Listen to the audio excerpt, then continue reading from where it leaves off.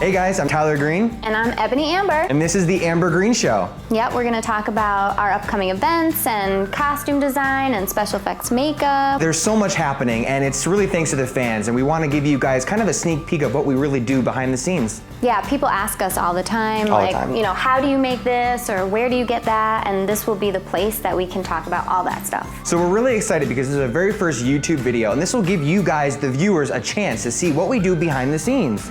For those of you who don't know, I was a season 6 contestant on Face Off.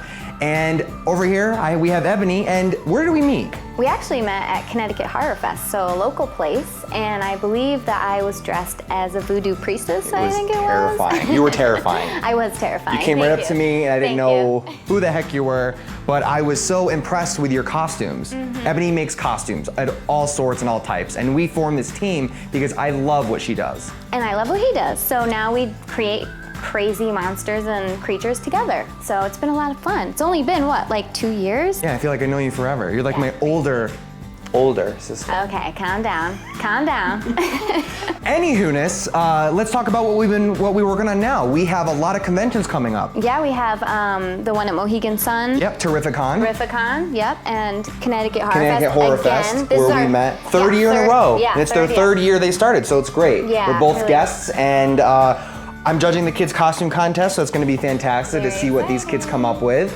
So it's great. We have a whole year pretty much lined up, and we have some really cool projects in the works. Yep, I've been doing Ebony Amber's Chunk with your help, and you've been working on... Oh my goodness, the launch of my Wonder Band, it's going absolutely crazy, and it pretty much came to me as a problem, and I really wanted to solve it. You know, you never lose a brush again or drop it. So, I mean, there are so many things going on. We're nonstop, and here we have time to do this video for you guys because we really want to show you how, my gosh, what you guys can do. Yeah, absolutely. A great way to connect with people on social media and, you know, feedback, going back and forth. We want to hear from you guys as well, so we're really excited about it. Yeah, so let's get the show on the road. So the very first project that we've ever worked on together, we're going to talk about it right now, here on The Amber Green Show. Which is the Project Traveling Oracle.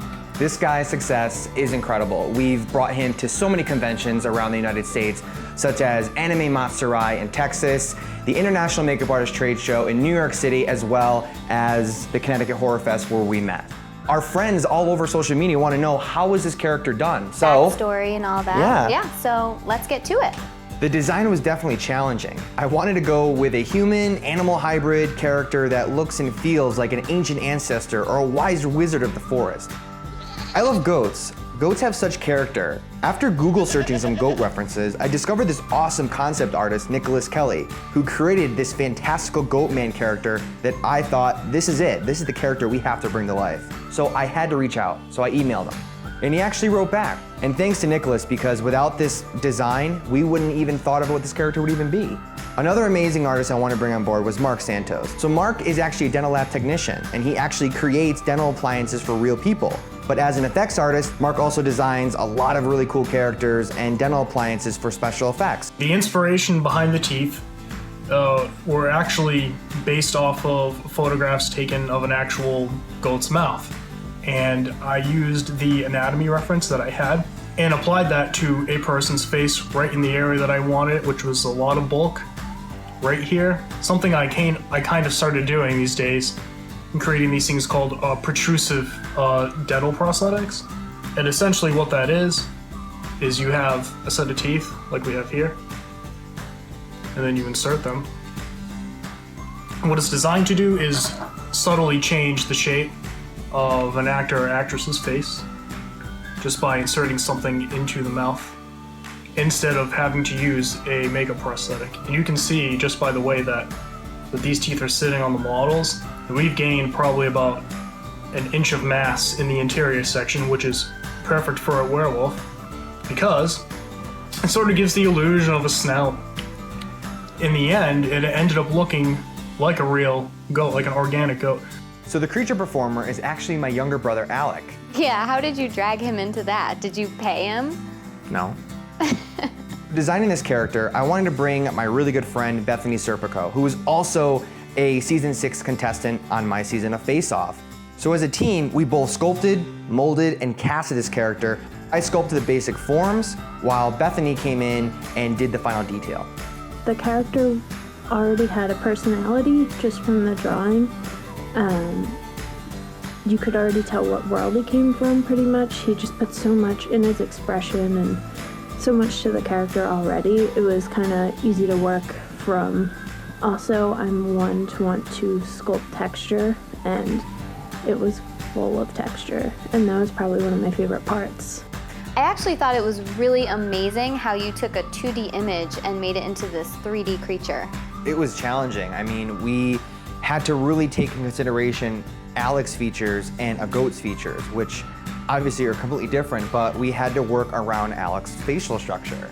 So once we were happy with the overall sculpture, it went through the molding and painting stage, and it was ready to go. All right, Ebony, tell us a little bit about the costume design. Yeah, I mean, when I saw Nicholas Kelly's concept, I was just super inspired and very excited to get going because I knew I wanted to make this character look like he was hundreds of years old, and that meant a lot of heavy fabrics that I could age, and fur, and a lot of natural materials. The garment required a large scarf that would lay across the oracle's giant horns. In order to make the perspective accurate, we would have to make a scarf that was like 18 inches by 12 feet long. In order to get this project done on time, I enlisted the help of my mother. She has been knitting forever, so I knew she would be up for the challenge. Since I already had her working on the scarf, I decided it would be a nice touch to make gloves to match the scarf.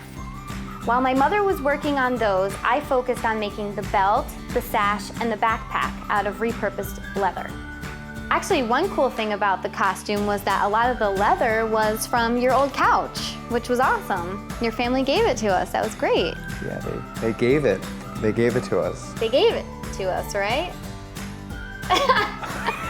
Well, it's on the Oracle. And it looks great. Yeah. I even found 50 cents, which is awesome. For the sash, I hand-stitched 2 leather belts together. I then aged the leather with some stain. The sash would hold tubes of all kinds of trinkets the Oracle collected during his travels. So one of my favorite elements you did were these test tubes. Yeah, that was fun. How did you do that? Well, I did it my way. I'm not sure if it's the right way, but I watered down acrylic paint of browns and yellows, and I painted it in there, and then I sprayed it with clear spray paint. I also took apart a vintage leather purse and used that for the belt.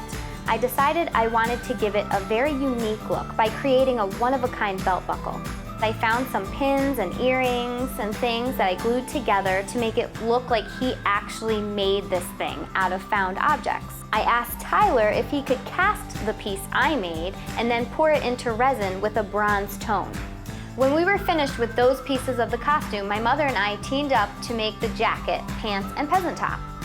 Each piece was hand-stitched to keep with the theme. I finished off the jacket with some antique buttons. As I was working on the costume, Tyler was busy finalizing the stilts his brother would wear. And the way we decided to cover up the stilts was by using a fur jacket that we had found in a thrift store. So I cut the fur jacket into 2 pieces, wrapped them around the stilts, and hand-stitched it together. I then added rivets, aged the leather, and I was done. So Ebony, what was your favorite part of this whole character? You know, it's hard to say because I really fell in love with this creature as a whole, but working with the materials to make the small little detail pieces was really awesome for me. And a lot of my costumes tend to be very clean and have to be tight-fitted. So I think my favorite part was really just being able to get grungy with one of my costumes. I thought it was an awesome experience. What about you? What was your favorite? I love the horns. They were so challenging in themselves because not one horn is the same, and even the direction how they looked, you know? Yeah, and you had to like Dremel all of those little details out. Yep. When they were putting all the finishing touches on with this costume and everything, it was a really great moment because we all worked really hard on it. One thing we were trying to figure out was what kind of hairstyle we really gonna give this Oracle guy, you know? Tyler had said, well, why don't we give him blonde dreadlocks? And that was fantastic because my fiance just opened up an online Etsy store selling synthetic dreadlocks. And I think she did a fantastic job. So we're really excited with the success of this guy. I mean, he has been on local television and newspapers all over Connecticut. And we're really excited that we were able to take him on the road And you never know where he's gonna travel to next. So guys, please do us a favor. Like our video, share our page, subscribe, Check out Ebony Amber's Chunk. and Wonderband Systems. This ends our first YouTube video. Yay! Yeah! So guys, subscribe to our YouTube channel, send comments, you know, Let us ask know questions. what you wanna see. And until the next one, stay creative, everybody.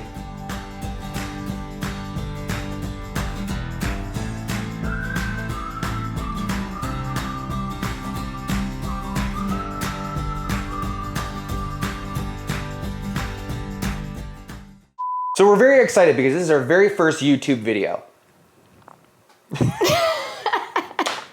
So we're really excited because this is our very first YouTube video. And we really want to give you guys, really our friends on all over the place. We're going to be doing this here live on YouTube. Oh crap.